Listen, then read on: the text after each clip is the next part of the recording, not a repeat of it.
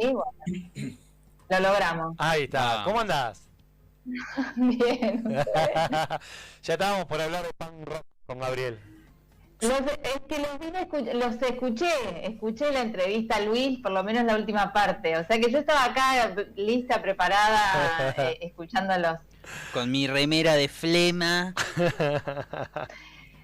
De hecho, cuando pensé en esta semana de la mujer que le llaman, cuando él decía que ahora ya todo el mundo puede salir vestido como quiere, Sí. que no te lleva, que no te pasa nada, que no sentís peligro, y pensé, bueno, a las mujeres todavía nos sigue pasando, Claro. no podemos salir vestidas como queremos, Claro.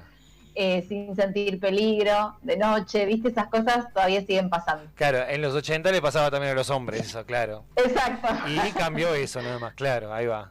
Sí, sí, en ese momento estaban los edictos policiales en la ciudad de Buenos Aires también, que era muy fácil de que te levanten, etcétera, etcétera. Pero bueno, vamos a hablar un poco entonces sobre los medios, el discurso de los medios, y te doy primero vos para que arranques la entrevista con Gabriel, y nosotros después vamos a hacerle preguntas seguramente a ella. ¿Te parece?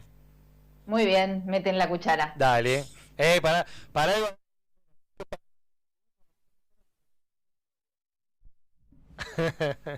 Línea 678. Claro, dale, arranca.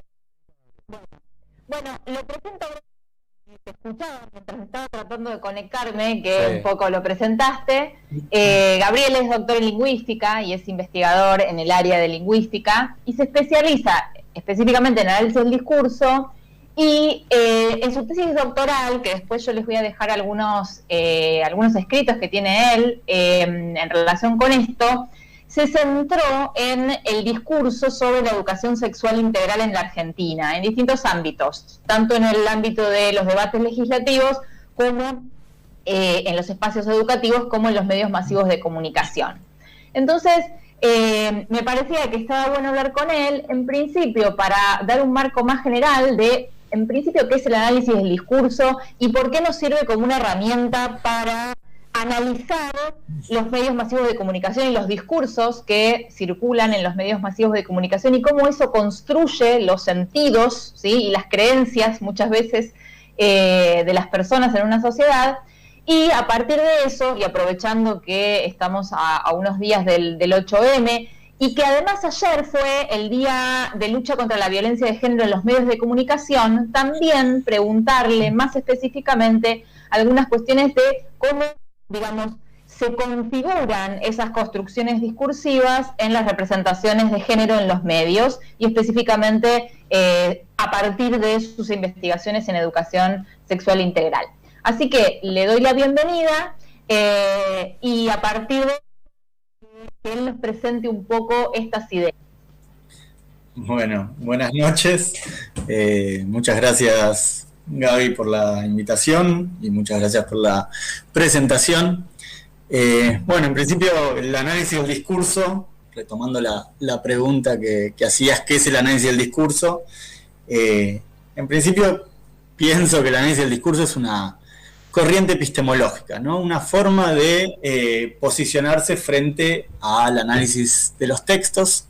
Incluyo el análisis del discurso dentro del campo de la lingüística, aunque no todos estarían de acuerdo con esto, ya eso creo que sería motivo de polémica, pero en principio el análisis del discurso lo que indaga es en las relaciones entre el lenguaje y la sociedad, digamos, de alguna manera cómo a partir de los discursos que circulan socialmente se van moldeando, se van configurando determinadas representaciones de la realidad y determinadas representaciones del mundo.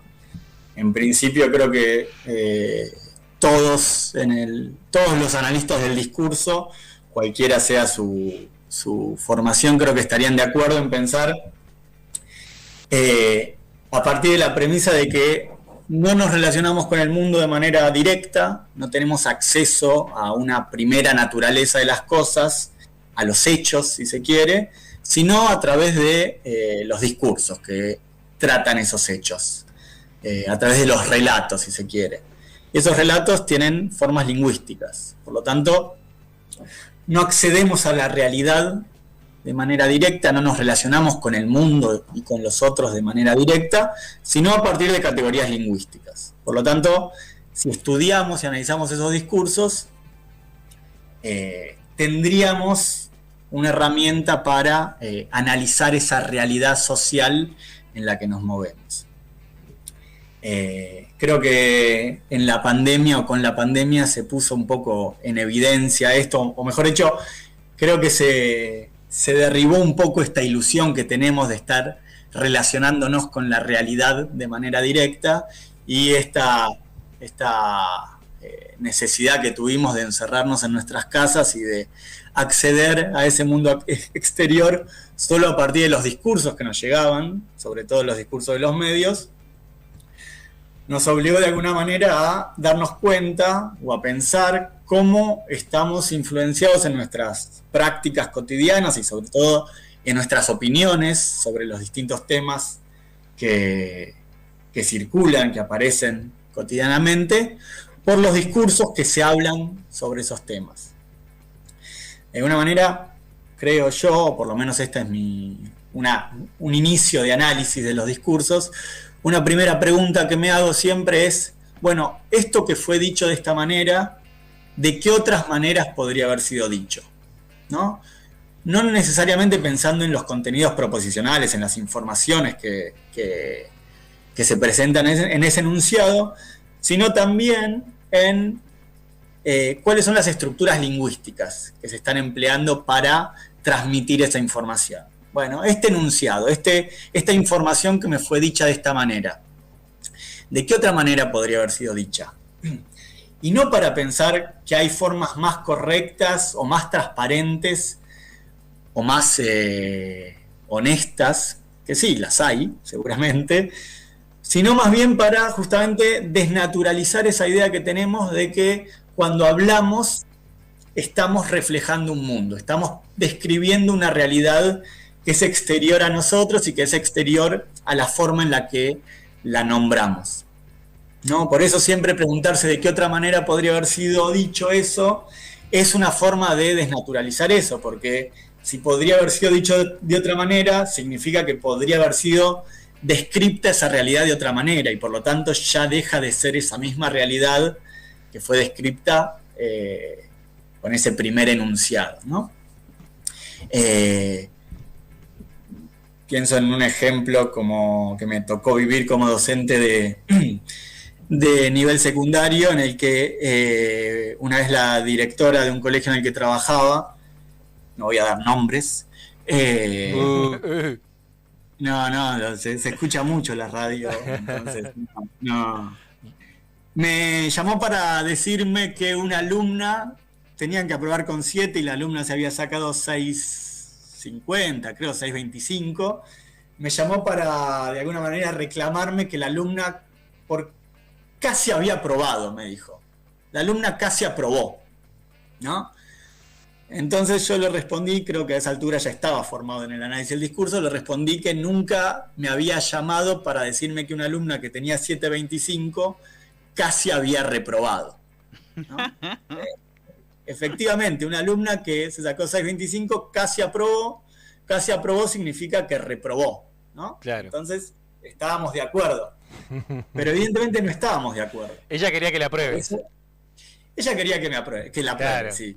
Claramente, sí. Ella, más que ella, creo que los padres. Claro, y te lo dijo de una forma rara, casi por la negativa, medio raro, ¿no? Mi voto es no positivo. Claro, exactamente, ¿sí? Entonces, como ella me la dijo de esa manera y yo también soy rebuscado, entonces también fui por la negativa.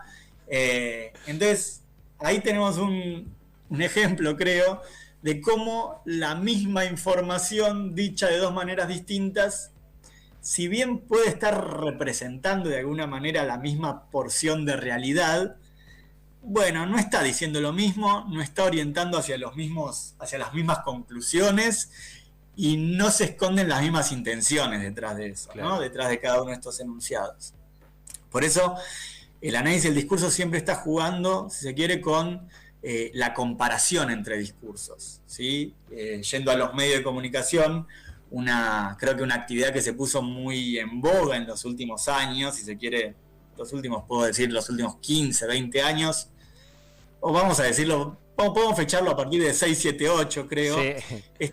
A partir de la ley de servicio de comunicación audiovisual y la crisis con el campo, 2008, por ahí empezamos a discutir los medios fuertemente. Exacto, 6, 7, 8, exacto, sí. exacto. Y ahí lo que empezamos a hacer es, obviamente nosotros los analistas del discurso lo hacíamos mucho antes, ustedes los civiles empezaron a hacerlo ahí. Los mortales. Pero justamente lo que se empezó a poner es en comparación distintas tapas de diarios, ¿no? Y ver cómo distintos diarios con líneas editoriales diferentes trataban el mismo tema, el mismo acontecimiento, y cómo esos tratamientos discursivos daban lugar a diferentes opiniones, a diferentes representaciones de ese hecho. Los periodistas ya hacíamos eso, pero para saber cómo tergiversar la información, justamente. Pero hacíamos esa comparación. ¿Sí? Lo aprendemos, en serio, en la facultad, en periodismo, en la tecnicatura. Yo estudié antes de la ley del 2008, estudié en el 2004. Te hacían ver eso, pero era casi como para... Fíjate cómo podés aprender a escribir la misma noticia de dos formas diferentes. Sí, nos forman... Que no somos muy originales en esto, ya los chicos y chicas de 3, 4 años cuando empiezan a hablar y tiran un vaso, lo primero que dicen es se cayó el vaso. Nunca dicen yo asumo la responsabilidad por haber tirado el vaso, digamos. En eso creo que sí, ahí ya hay un principio de... Pero justamente no es una cuestión de... Creo que lo que tenemos que ver o poner en consideración, que no se trata de una cuestión de verdad, verdadero, falso, correcto, incorrecto, sino justamente de... Y tampoco de manipulación. Digo, no voy a ponerme a defender al medio hegemónico, ¿no? Pero la frase Clarín miente, que lo hace, de hecho lo hace, pero... no necesariamente se corresponde con esta idea del análisis del discurso, que no es que es todo relativo, sino justamente que según en qué porción de la realidad pongamos el foco, ¿no? Podemos decir algo sin necesariamente estar ni manipulando ni mintiendo, pero sí vamos a estar representando una realidad diferente. Claro. ¿Sí? Y una realidad diferente implica, bueno, ahí empiezan las disputas, ahí empiezan los conflictos, ¿no? O los conflictos, si quieres, ya estaban, pero... los vemos. Sí. Y de alguna manera los medios masivos de comunicación nos muestran cuáles son los límites discursivos de esa realidad en la que nos movemos, ¿no?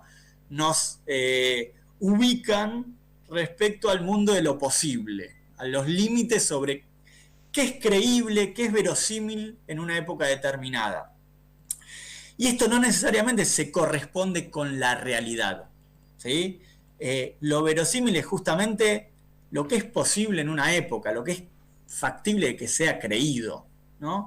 Hay discursos que prenden más, prenden mejor, son más fáciles de procesar, y creo que los medios masivos de comunicación tienen un rol muy importante en estos límites. Por ejemplo, lo que hacemos creo que la mayoría de las personas a la mañana antes de salir de nuestras casas es prender la radio, prender la tele para ver cuál es la temperatura que hace. Sí. ¿No? Ya desde ahí, bueno, no somos ni siquiera capaces de decidir por nuestra cuenta si tenemos frío, si tenemos calor, sino que necesitamos que... Tan dependientes, ¿no? Que nos digan la temperatura. De hecho, yo la leo antes de cuando arrancamos el programa, la leo, lo primero que hago, por deformación periodística, ¿no? Yo tengo un barómetro en la ventana y me fijo el viento. Porque no confío.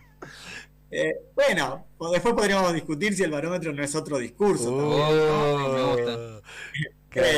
Sí. Me hace acordar a una frase sobre esto, sobre los medios, porque quizás yo, no del lado de la lingüística, sino del lado del análisis de las tapas, como te digo, vengo de ese lado, que decían, bueno, hacer periodismo no es hablar con todas las partes de un conflicto, porque hacer periodismo es, si dicen que llueve, salir a la puerta y ver si llueve, nada más. No preguntarle a las personas a ver si creen que llueve. Bien, sí. Bueno, ¿hace cuánto sí. dejó de ser así? Claro, bueno, Ahora que justamente. se enseña. Claro, exactamente. Es que ahora creo que ni siquiera le van a preguntar a las personas que creen, ¿no? Claro. Porque digo, hay como una escala un poco que hay un desacople incluso de las propias creencias, ¿no? O sea, Claro. bueno, no hay una experiencia directa, hay una pregunta sobre la creencia de alguien. Y ahora creo que ya ni siquiera existe eso en muchos casos. Pero me parece interesante esto que traía Gaby en relación con que no hay una situación dicotómica en verdadero o falso, ¿no? O sea, hay una gradación de en qué aspecto uno pone el foco de una misma situación narrada. Bueno, ya le va a dar un efecto de sentido a eso que está narrando totalmente distinto, aunque no sea estrictamente verdad, mentira, falso, verdadero, ¿no? O sea, me parece que hay que desgranar un poco más fino y muchas veces, bueno, los medios que hacen periodismo no burdo, como el que estamos viendo en algunos casos en este momento, juegan con esa grabación, ¿no? Sí, definitivamente juegan con esa gradación y por eso me parece que lo interesante es preguntarse por lo verosímil, digamos, por lo creíble, digamos, cuando escuchamos una noticia. Bueno, más allá de si esa noticia es verdadera o falsa, ¿es creíble? Digamos, ¿es verosímil que sea eso? Digamos, claro. Cuando voy a dar ejemplos, pero no simplemente por dar ejemplos de la agenda. Cuando escuchamos que hay un vacunatorio VIP, sí, ¿no? ¿Qué es lo que nos sorprende de eso? Nada. Sabíamos que no lo traigo para discutir. No.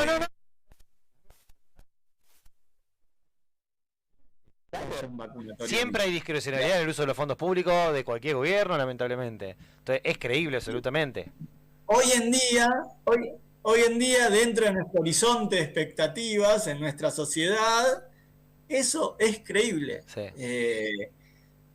En todo caso, después sí, si era falso, si era mentira, bueno, bienvenido sea, si no, uno se entristece y se lamenta por la corrupción y demás, pero en principio es creíble.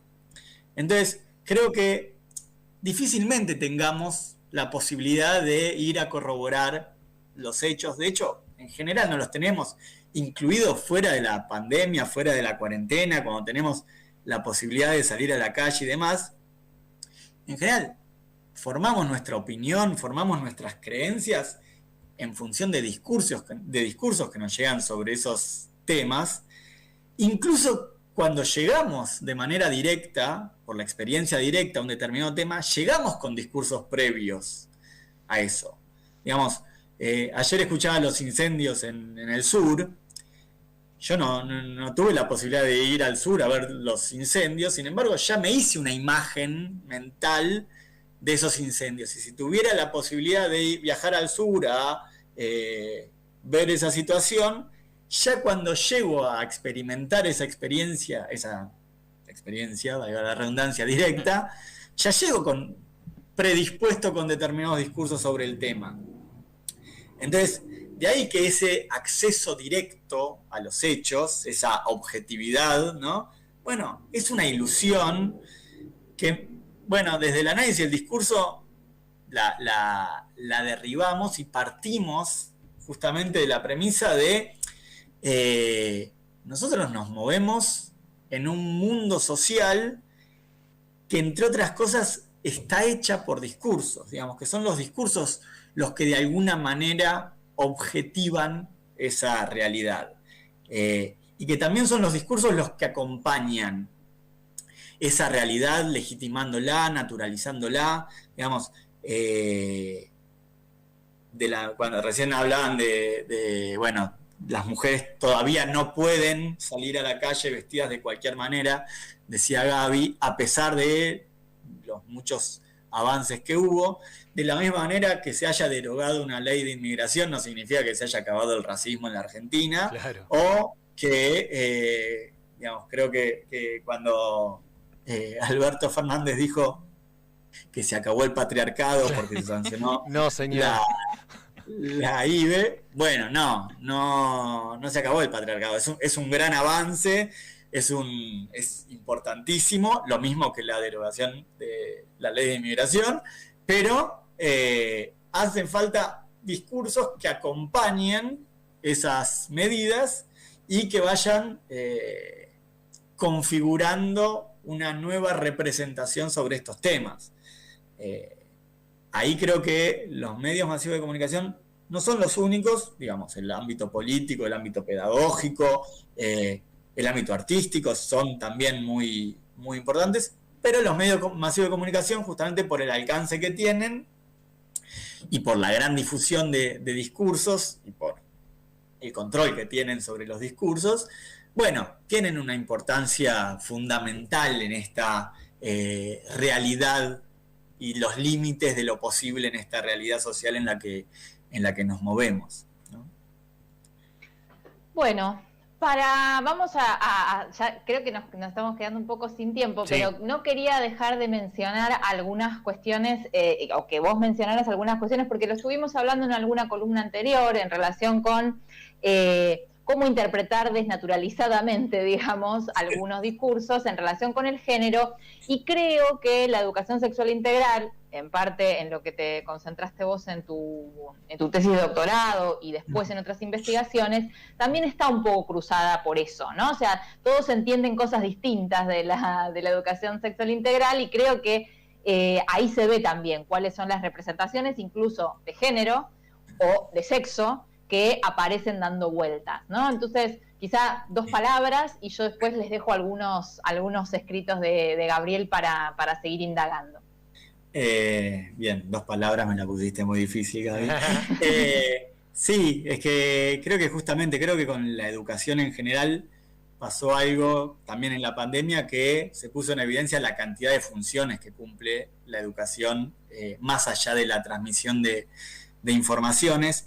Creo que con la educación sexual integral eso pasó a un primer plano, porque si le pedíamos muchas cosas a la educación sexual integral también le pedimos muchas cosas, desde que prevenga el embarazo no deseado, prevenga las enfermedades de transmisión sexual, prevenga los casos de abuso, pero que también de alguna manera posibilite vivir una sexualidad plena, alcanzar los orgasmos, reconocer identidades de género.